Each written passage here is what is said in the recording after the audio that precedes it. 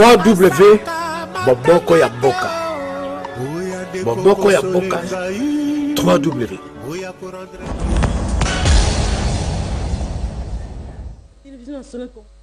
Après 3 jours de grève, le trafic depuis hier à Kinshasa, à la grande satisfaction de la population congolaise. La reprise de ces activités a occasionné la suspension du directeur général des Transco suite aux revendications des agents. Sandra Nyangitabu, Guilain Kassou nous en parle dans ce reportage. Après 3 jours de grève constatés dans les rues de Kinshasa, le bus Transco a repris ce jeudi matin le trafic à la grande satisfaction de tous. Parmi les revendications formulées par les grévistes figure la démission immédiate du patron de Transco. Cette revendication a eu gain de cause. Le DG de Transco a été suspendu de ses fonctions mercredi 30 janvier dernier et ce, sur instruction du président de la République. Ce matin, tout est redevenu à la normale. On pouvait voir Transco dans les rues de Kinshasa, de près comme de loin, dans les arrêts de bus, embarquant à bord les Kinois et Kinois. Cette situation de grève de 3 jours a eu des lourdes conséquences tant chez les adultes que chez les élèves qui ont souscrit à l'abonnement des bus scolaires. Ceux du collège Boboto se sont exprimés en ce terme. Je viens dire merci à l'État parce qu'il a bien fait de remettre les bus en place. Comme il n'y avait pas les bus, on souffrait, c'est dire le transport. Maintenant, je viens dire merci à l'État parce qu'il a bien fait de remettre. Ces enfants ont lancé à l'unisson un message aux autorités compétentes.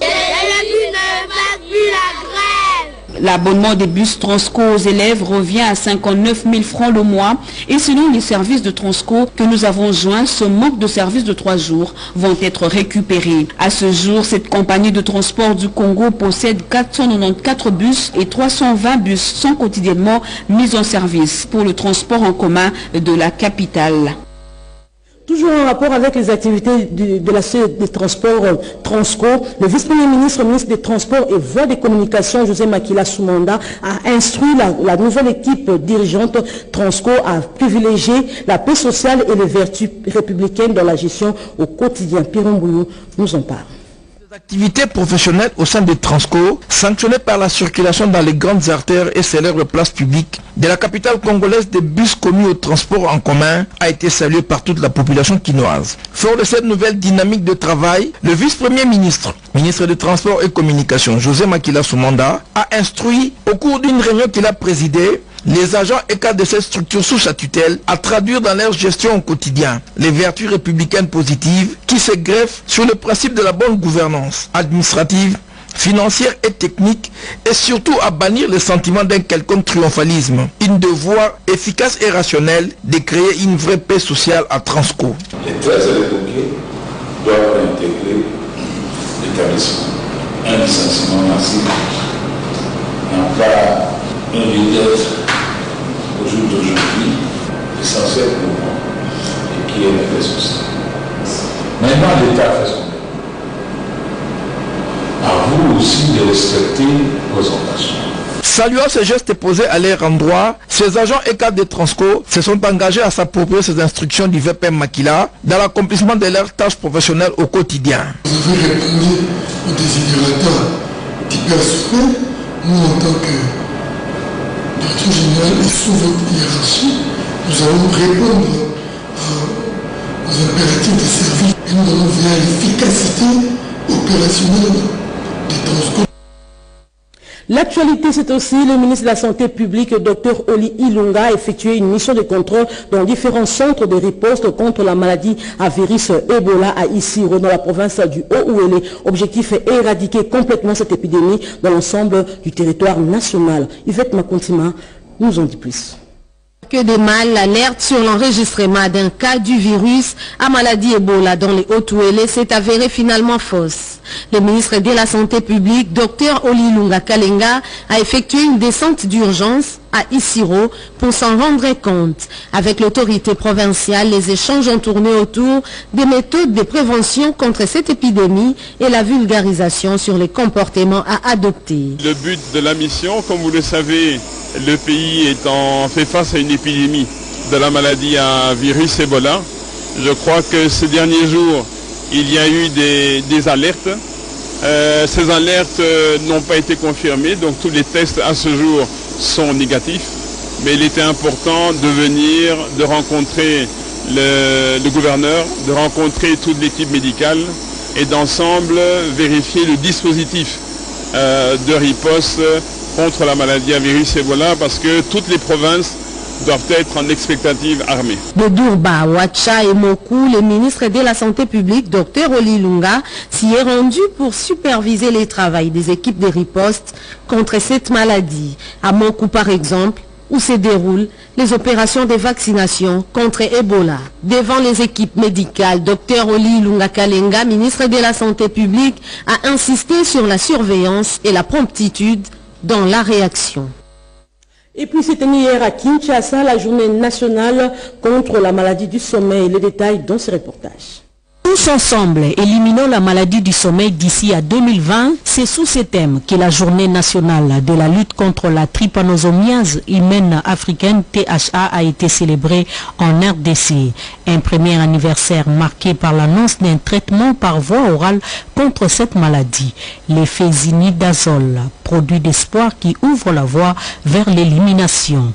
Occasion pour le directeur de programme Dr Eric Mwamba de présenter la bourse Dr Victor Kandé, une bourse de 5 ans à l'école de santé publique et à l'Institut tropical médical d'Anvers pour les acteurs sur terrain de lutte contre la THA. La maladie du sommeil, maladie tropicale négligée causée par la mouche tétée, l'objectif est qu'elle ne soit plus un problème de santé publique. À ce jour, les chiffres ont baissé de 30 millions de cas recensés les années précédentes. On est passé à 1010 cas en 2017 contre 640 en 2018. Les efforts des partenaires comme PAD, le coordonnateur pays n'a pas manqué de réitérer l'engagement de soutenir les PNLTHA, les chefs des projets d'INDI en RDC, Chirac Boulanga, l'a aussi souligné. Dr Mukengeshai, directeur de cabinet du ministre de la Santé, a présidé la cérémonie. Au nom du ministre, a rappelé l'engagement du gouvernement de tout mettre en œuvre pour l'éradication de cette maladie. Bien avant, une matinée scientifique a été organisée pour l'occasion. Sachez que les députés nationaux élus de la 3e législative poursuivent leurs formalités administratives pour le retrait de leur carte provisoire. L'opération se déroule dans la salle de banquet du Palais du Peuple. Marie-France Aïna. Les nouveaux élus poursuivent leurs formalités administratives pour leur prise de fonction en traitant le bureau provisoire de l'Assemblée nationale, annonce la plénière en date du 4 février 2019 en vue de préparer la nouvelle session extraordinaire. Les députés que nous avons rencontrés dans les couloirs nous livrent aussi leurs impressions. Nous venons retirer le kit de travail et le macaron d'identification en tant que parlementaire. J'étais le maillot jaune de la législature 2011-2018. C'est sur base du travail accompli que la population a voulu me renouveler sa confiance. Je voudrais avant toute chose remercier l'éternel Dieu. Nous avons assisté le lundi passé à la première séance officielle d'ouverture de la session extraordinaire. Tout prochainement, on va nous inviter pour commencer à examiner le règlement d'ordre intérieur. Le Caneva ainsi que le petit cahier de recommandation de la ville de Kikwit, nous l'avons encore, comme nous l'avons promis, que nous allons à l'hémicycle pour parler de la société congolaise, mais aussi de Kikwit avant tout. Nous avons beaucoup de défis à relever. Nous avons eu la Constitution de la République démocratique du Congo, la dernière version. Et nous avons eu les guides du parlementaire et nous avons aussi eu le manuel de procédure d'élaboration des lois. Donc je suis très fier d'avoir tous ces documents qui vont nous aider à nous préparer comment nous allons commencer notre législature. À l'enseignement supérieur universitaire, l'Institut facultaire des sciences de l'information et de la communication IFASIC a placé l'année 2019 en cours sous le signe de l'excellence. C'était au cours d'une cérémonie d'échange de vœux, nous dit Séverine, Pascal, Katanda et Jean-Louis Ilunga.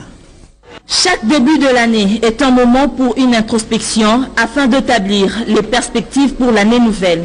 C'est ce qui a été fait à l'Institut facultaire des sciences de l'information et de la communication ces derniers jours du mois de janvier 2019. Le professeur Rigobert Moukeni Lapes, recteur de cet institut, a éveillé la conscience de tous, notamment le corps académique, étudiants et anciens étudiants, à l'engagement vis-à-vis de l'IFASIC pour promouvoir l'excellence dans l'objectif de faire la différence entre cette grande université de la communication et de l'information avec d'autres universités concurrentes de la capitale, voire du continent.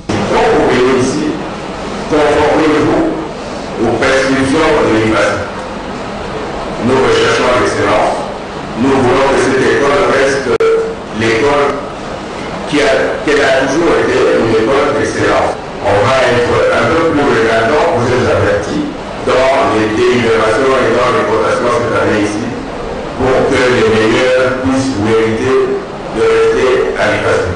Cet appel à la prise de conscience est intervenu dans une cérémonie d'échange de vœux organisée à l'IFASIC, alma mater qui a vu naître plusieurs têtes couronnées, professeurs dans le monde de la communication, y compris des chevaliers de la plume et du micro. Pour la circonstance, l'IFASIC a procédé à la présentation du comité de gestion nouvellement mis en place par arrêté ministériel qui, depuis son arrivée, œuvre dans le sens de recréer un environnement propice à l'apprentissage de ce noble métier qui est le journalisme.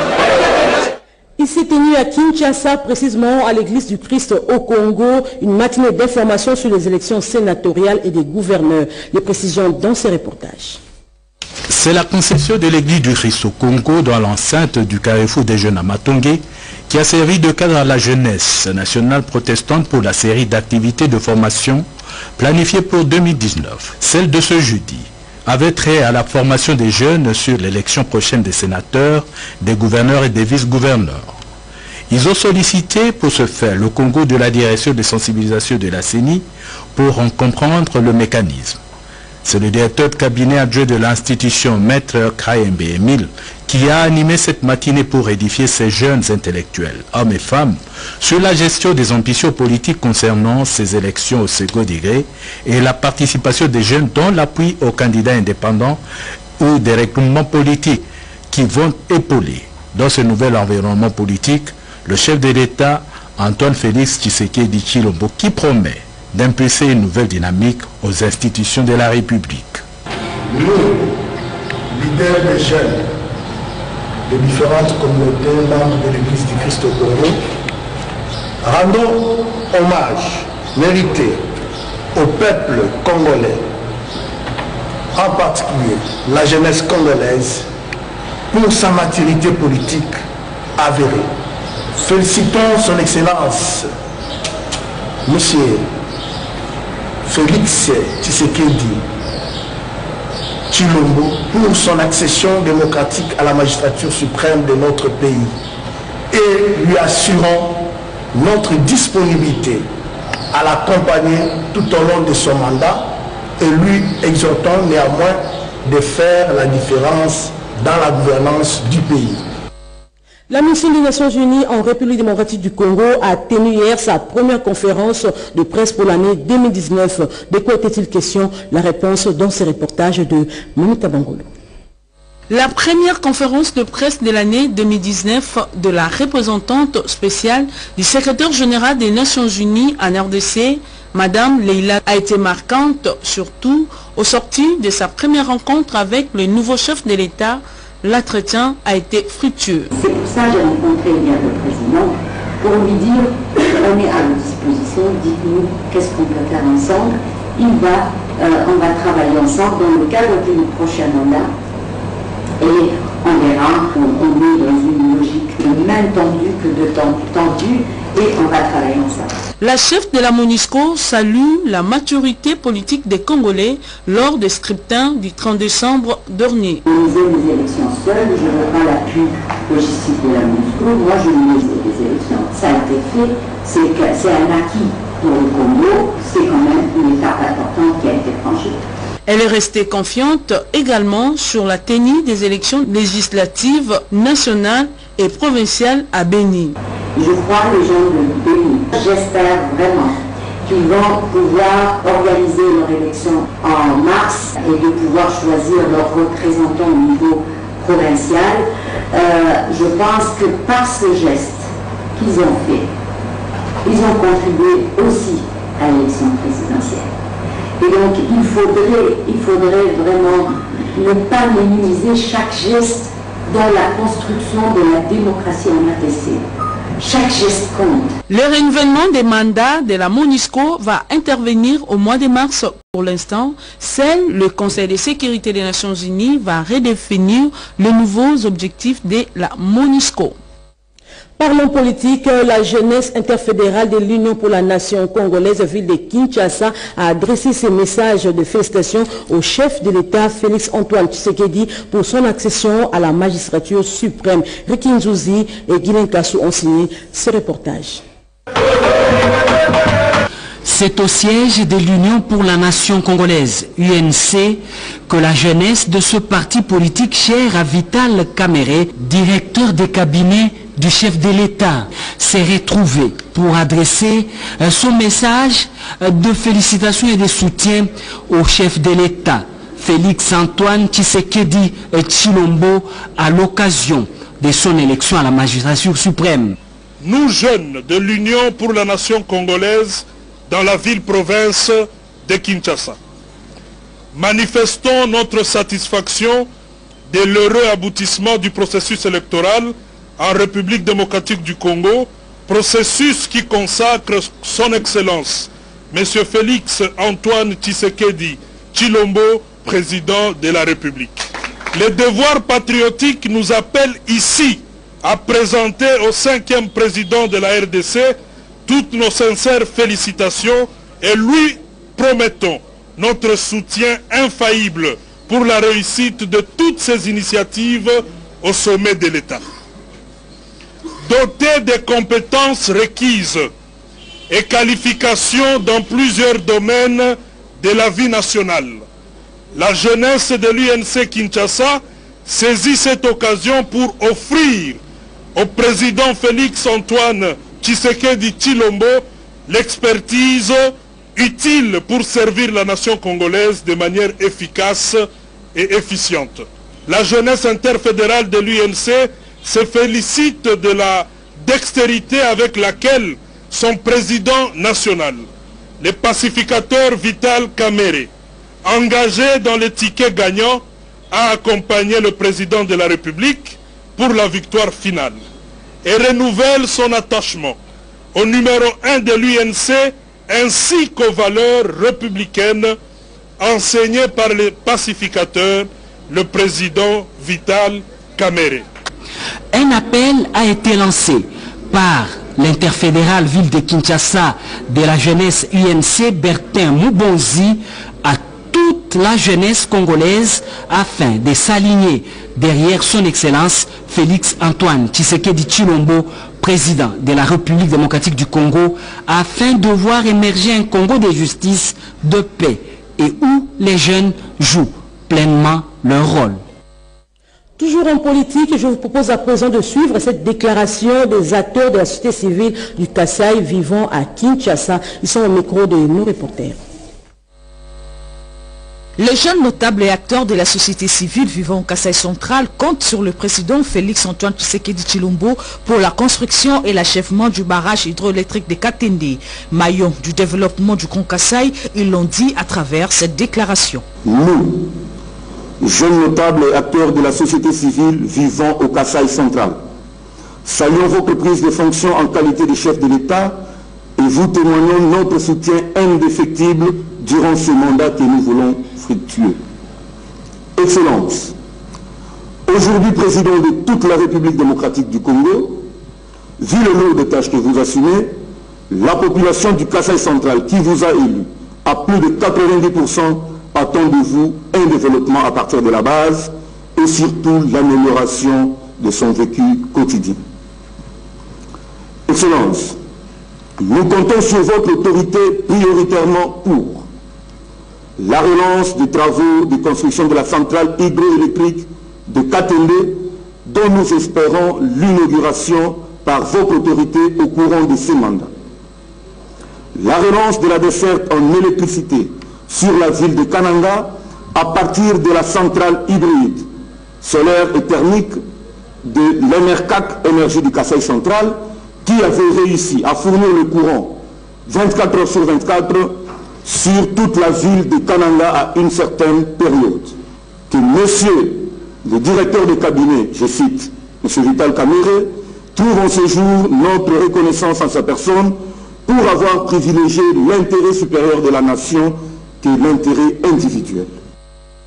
Lisons à présent ce message de félicitations de l'ICCN adressé à son Excellence Monsieur le Président de la République. En ce moment où la République démocratique du Congo entre dans une nouvelle ère de son histoire, le directeur général de l'Institut congolais pour la conservation de la nature, pasteur Dr Cosma Wilungula Balengeloa, présente en son nom propre et au nom de tout le personnel de l'ICCN ses très vives et chaleureuses félicitations ainsi que ses meilleurs vœux de bonheur, de paix, de santé, de prospérité et plein de succès à son Excellence M. Félix Antoine Tshisekedi Tshilombo, président de la République, chef de l'État, pour son avènement à la magistrature suprême de notre cher et beau pays, la RDC, et à l'honorable Vital Kamere pour sa nomination en qualité du directeur de cabinet de son Excellence M. le Président de la République. Il saisit en outre cette opportunité pour rendre grâce à l'Éternel notre Dieu qui a rendu toutes choses possibles tout en remerciant le peuple congolais et le président sortant, son Excellence M. Joseph Kabila, qui en a été l'artisan. Que Dieu bénisse la nation congolaise et ses institutions. Fait à Kinshasa le 30 janvier 2019, pasteur Dr Cosma Wilungula. Poursuivant ce journal, la communauté Amboura dans le Kwilu a rendu hommage au chef de l'État pour son élection et les remercie pour la nomination d'un de leurs comme directeur des cabinets adjoints. La communauté Amboura Fuminjoko dans la province du Kwilu remercie le président de la République, Félix Antoine Tshisekedi Tshilombo, pour l'honneur accordé à cette communauté à travers la nomination de l'un de leurs, le professeur Désiré Casimir Kalongeli, en qualité de directeur adjoint de son cabinet. Elle approuve le mandat du chef de l'État et lui souhaite plein succès. Nous venons rendre hommage et féliciter son Excellence, Monsieur le Président de la République, Félix Antoine Tshisekedi Tshilombo, pour son élection et son investiture en qualité du Président de la République et chef de l'État de la République démocratique du Congo. Aussi, nous disons merci au chef de l'État pour avoir jeté son dévolu à un digne fils de terroir, province du Kwilu, en qualité du directeur adjoint de son cabinet, chargé de l'administration et questions juridiques, à la personne professeur Désiré Casimir Kolongele Eberan. Pour les tâches qui vous attendent, son Excellence Félix Antoine Tshisekedi Tshilombo, chef de l'État, la province du Kwilu, par le biais de son fils Eberan, vous témoigne son soutien sans faille et vous souhaite plein succès. Promet de vous accompagner pendant tout votre quinquennat. En vous, son Excellence, Monsieur le Président de la République, chef de l'État, est incarnée l'unité du Congo, car votre élection à la magistrature suprême a été l'œuvre de tous les Congolais. Par contre, dans la province du Haut-Lomami, la session extraordinaire de l'Assemblée provinciale a ouvert ses portes.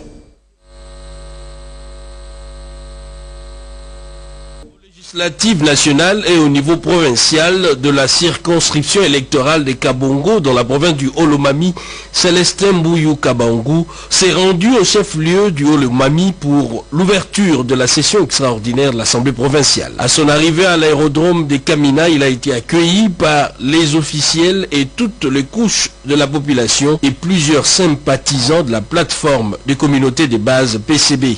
Ensuite, le cortège a fait un bref passage au gouvernorat, puis s'est rendu par la suite au siège de l'Assemblée provinciale. 22 députés ont pris part à cette cérémonie d'ouverture de la session extraordinaire de l'Assemblée provinciale, au lieu de 28 tels que proclamés par la Commission électorale nationale indépendante dans les résultats provisoires. Dans ce mot des circonstances, le secrétaire général de l'Assemblée provinciale, Dieudonné Koumouimba Malo, a présenté les 3 élus censés conduire les bureaux provisoires de cet organe législatif provincial. Il s'agit du plus âgé, Célestin Mbouyouka Bangou, 73 ans, de Gracia Yamba, 33 ans, et de Samuel Yumba, 31 ans, le moins âgé.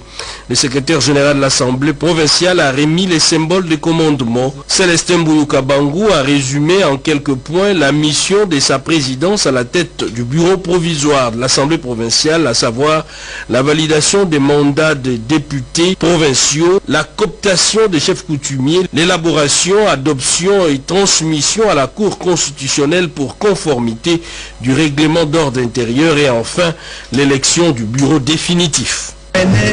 Déjà 2 semaines d'interpellation des ministres, des gouverneurs et consorts, c'est bien que... Terminons ce journal par le Sud Kivu avec l'ouverture également de la session extraordinaire de l'Assemblée provinciale.